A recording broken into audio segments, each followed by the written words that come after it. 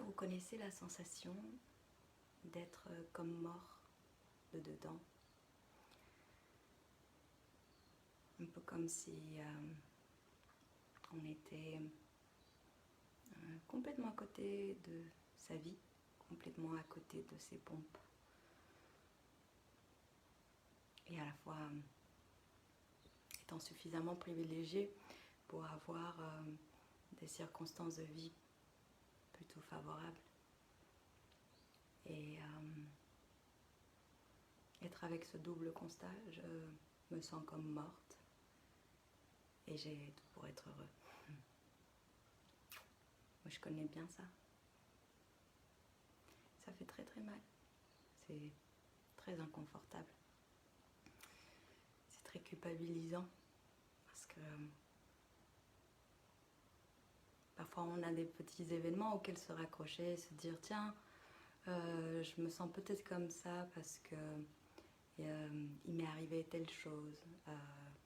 Je sais pas, ça se passe pas bien au boulot avec mon compagnon, ma compagne c'est difficile, ou alors j'arrive pas à trouver de compagnon ou de compagne, je me sens seule. Et voilà, dans ces brefs moments, bon, on peut se donner une contenance et se dire ah bon, je me sens pas très vivante, pas très vivant parce qu'il y a ça qui se passe dans ma vie. Mais parfois ça arrive sans raison apparente et ce n'est pas simple.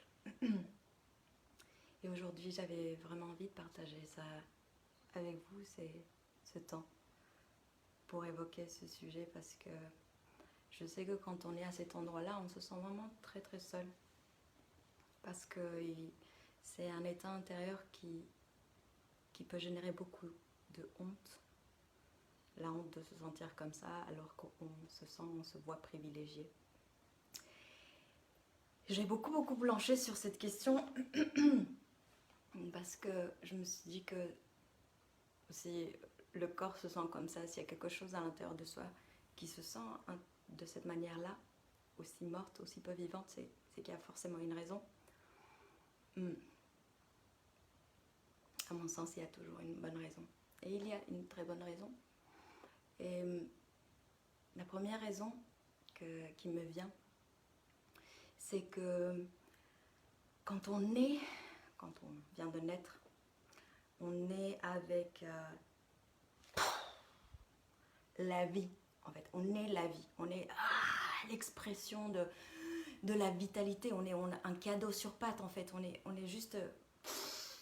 on est toute la vie, en fait, quand on est.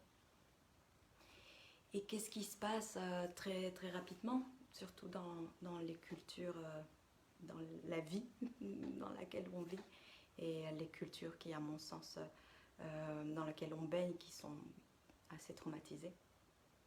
Je reviendrai sûrement dans une autre vidéo sur ces histoires de traumatisme, mais en tout cas, on vit dans des sociétés extrêmement déconnectées du vivant, où la valeur, c'est d'être cool, d'être zen, d'avoir du recul, d'être un adulte. Et assez rapidement, en tant que petit bébé, et tout au long de notre éducation, c'est pas parce que nos parents sont méchants ou nos enseignants ou notre entourage sont méchants, non, ils ont aussi été modélisés par ça. Mais il y a eu encore et encore ce mouvement de qui fait comme ça sur la vie. Tu ne parleras pas, éteins-toi, c'est trop fort, t'es trop intense. Très rapidement, puisqu'on est obligé en fait de s'adapter, plus ou moins, si on veut survivre, et pour survivre il faut appartenir au groupe. Et bien à ce moment-là, il y a des coupures qui se font à l'intérieur de soi. Je suis petit bébé, on me hurle dessus parce que je crie, parce que j'ai peur. C'est pas bien, alors je dois faire quelque chose de mal. Pouf, j'apprends à me couper de tout ça. Donc petit à petit, toute cette vitalité qui est à l'intérieur de nous, on est la vie, en fait, c'est la vie qui nous parcourt. Il y a quelque chose qui s'acculture, qui s'élève, ou plutôt qui s'écrase, et qui va dans le sens de la non-vie. la non-expression. Et qui va progressivement voilà, stocker toute cette vie bien bien loin, en fait, pour pas déranger, pour pas être de trop. Voilà. Elle ne trouve pas une bonne voie d'expression. Et pour un certain nombre de personnes, ben, il y a carrément voilà, une coupure qui se fait de cette vitalité. Et parfois, voilà, on arrive à s'en sortir dans le sens courant du terme, c'est-à-dire qu'on arrive à être opérationnel, performant. On peut très bien se sentir mort de dedans et à la fois être très performant dans son travail, être Wonder Woman, Wonder Man, Superman, et arriver à faire tout bien comme il faut et être un adulte exemplaire, une personne exemplaire. Mais parfois, ça rattrape en fait. Et c'est dans ces espaces-là, quand ça rattrape, qu'on se retrouve avec cette espèce de constat de « Attends, mais là j'ai 41 ans et j'en suis où de ma vie en fait? Est-ce que je me sens vraiment vivante? Est-ce que je me sens vraiment vibrante? Est-ce que, voilà, est-ce que je prends la vie à plein bras, à plein corps? Je ne sais pas comment on dit en français. Et le constat de dire waouh, non, en fait, je fais très bien toutes mes tâches, mais j'en suis encore au stade de la petite fille gentille, sage, qui essaye de faire plaisir.